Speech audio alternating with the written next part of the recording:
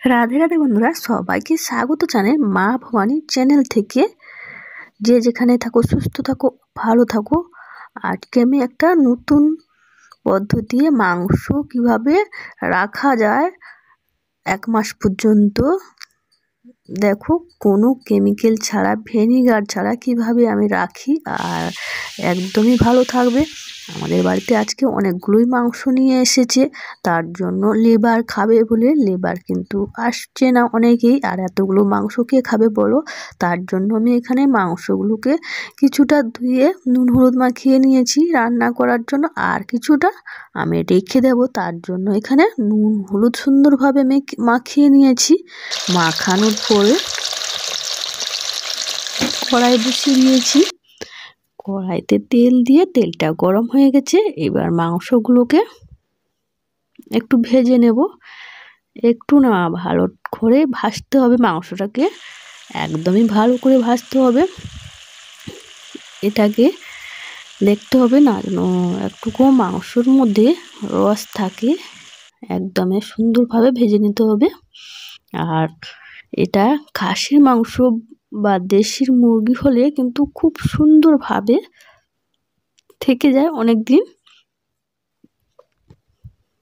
তার কারণে আমি এখানে মাংস নিয়ে এসেছি বলে এতগুলো মাংস না রান্না করে কিছুটা এইভাবে রেখে দেব।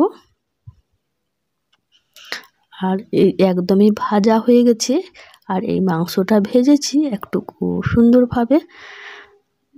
তারপরে এইভাবে আবারও মাংস দিয়ে দিলাম। মাংসটাকে দিয়ে একইভাবে সুন্দরভাবে ভেজে নিতে হবে। দেখতে হবে না যেন মাংসটা রস থাকে। অনেক সময় রস থাকলে কি হয়ে যাবে, এটা মানে ফ্রিজে না রাখলে নষ্ট হয়ে যাবে। আর ফ্রিজ যাদের বাড়িতে নেই, এইভাবে একদমই সুন্দরভাবে ভাজিয়ে রাখতে হবে। ফ্রিজে না রাখলে 4-6 দিন 8 দিন সুন্দর এইরকমই থাকবে, কিচ্ছু হবে না একদমে। আর মাংসগুলো আমার ভাজা হয়ে গেছে। এবার এক সাইডে ওটা রেখে দেব। রেখে দিয়েছি, আর দেখো কত সুন্দর ভাজা হয়ে গেছে, হাতে দেখাচ্ছি। আর এই মাংসটায় একদমই রস নেই। একটা টিফিন নিয়ে চলে এসেছি। আর মাংসগুলো, ভাজা মাংসগুলো একদমই ঠান্ডা হয়েছে। ঠান্ডা হওয়ার পরে আমি টিফিনের মধ্যে ভরে নিলাম। আর টিফিনটায় ভরে সুন্দর একটা, আর আমি এটাকে ঢাকনা লাগিয়ে ফ্রিজে রেখে দেব। আর যখন লাগবে তখনই আমি এটাকে ব্যবহার করব। আর না যদি ফ্রিজ বাড়িতে থাকে তাহলে ওইটাতে এইরকমই ভাবে থাকবে, মানে বাতাস ঢোকানোর বা বাড়ানোর একটা ঢাকনা চাপিয়ে রাখতে হবে। আর আমি এখানে 8-10 দিন হয়ে গেল প্রায়। এবার মেটে আলু নিয়ে এসছে। এটাকে আমরা চুপড়ি আলু বলি। আর ওই আলুটা দিয়ে আমাদের মাংস কিন্তু রান্না করে খেতে ভালো লাগে, তাই বাড়িতে হয়েছিল। ওই আলুটা তেলে নিয়ে এসছে, দিয়ে আমি ছোট ছোট করে কেটে নিয়েছি। দিয়ে জল গামলার মধ্যে রেখে দিয়েছি। আর ওখানে কড়াই বসিয়ে দিয়েছি। কড়াই গরম হয়ে গেছে, তেল দিয়ে দিচ্ছি। তেলের উপরে তেলটা গরম হয়ে গেছে, রসুন বাটা দিয়ে দিলাম। রসুন বাটাটা ভাজা হয়ে গেছে। তারপরে কুচানো পেঁয়াজগুলো দিয়ে দিলাম। দিয়ে একটু লাড়তে হবে।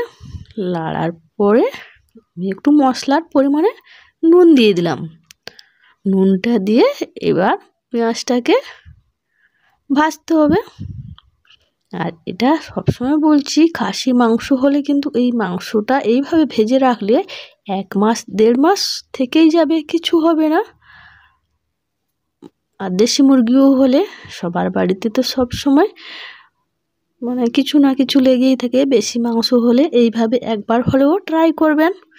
তারপরে কথা বলতে বলতে আমি পেঁয়াজটাকে ভাজা হয়ে গেছে, তারপরে রসুনটাও দিয়ে দিলাম। রসুনটাও ভেজে নিতে হবে ভালোভাবে।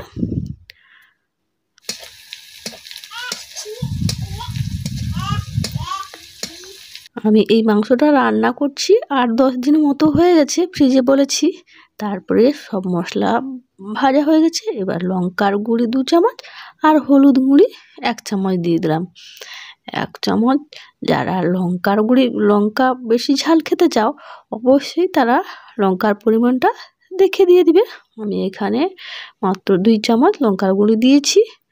তারপরে হলুদ, লঙ্কা গুঁড়ি, মশলা ভালো করে আবার ভাজা করে নিলাম। তারপরে কেটে রাখা টমেটো দিয়ে দিলাম। টমেটোটা দিয়ে একটু লাড়তে থাকবো। আর টমেটোর যে জলটা বেরোবে সেটাতেই মশলা সুন্দর আরও ভালোভাবে কষিয়ে নেওয়া যাবে। কষানো হয়ে গেছে, তারপরে মশলা ধোয়া জলটা দিয়ে দিলাম। মশলা ধোয়া জল দিয়ে ভালো করে একটু মশলাটাকে কষিয়ে নিতে হবে।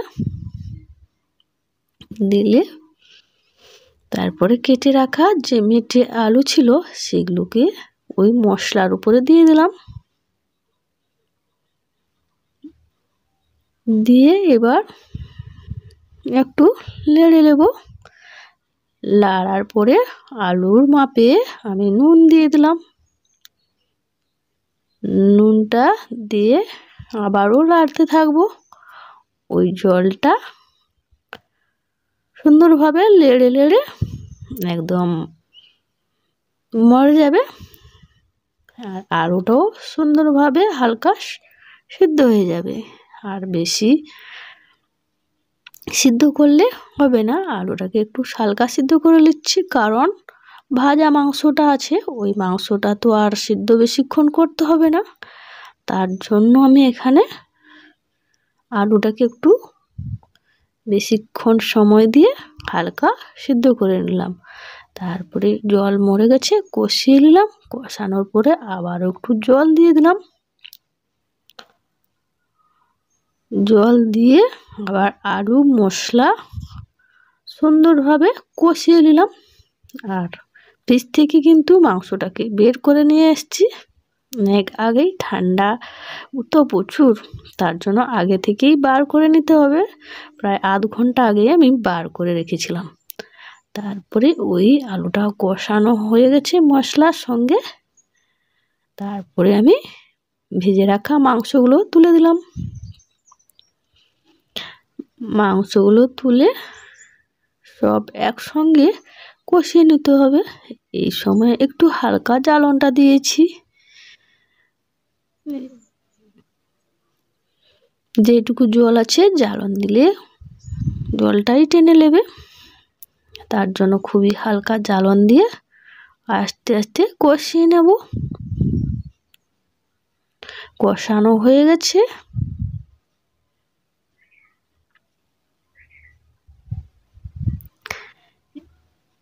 এইবারে আমি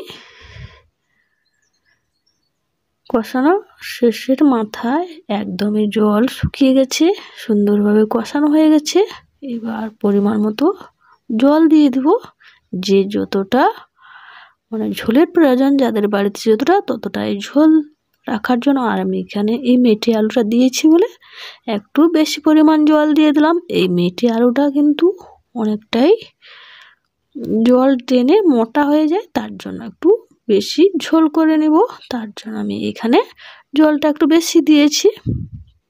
তোমরা যেমন পারবে তেমনই ঝোল করবে। কষা করতে পারে কারো বাড়িতে। আর কারা কারা এই মেটে আলু দিয়ে মাংস রান্না করে খাও, খেতে কিন্তু আমাদের খুবই ভালো লাগে। মেটে আলু বাড়িতে আনা মানেই মাংসের ঝোলে দেওয়ার জন্য রেখে দিই আমি। এবার মাংস সুন্দর ফুটে গেছে আর আলুগুলোও সিদ্ধ হয়ে গেছে। মাংস তো অলরেডি ভাজা হয়ে গেছে, মানে সিদ্ধ হয়ে যাবে। মাংস সিদ্ধ হয়ে গেছে, সুন্দর ফুটছে। এইবার আমি তরকারি কড়াটা নামিয়ে নেব। নামিয়ে আর একটা পাত্রে ঢেলে দেব।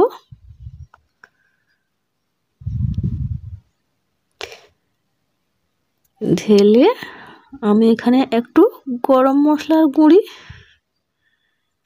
দিয়ে দেব।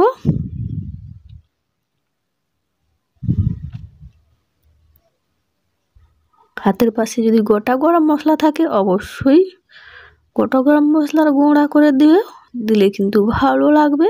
আর এটা আমার হাতের কাছে থাকেই বলে, আর সবসময় বাটা তো মানে সময় হয়ে থাকে না, তার জন্য গুঁড়ো মশলাটা রেখেই থাকি, তার জন্য আমি একটু এটাই দিয়ে দিলে। ভিডিওটি ভালো লাগলে লাইক শেয়ার সাবস্ক্রাইব করুন, কমেন্টে জানান কেমন লাগলো।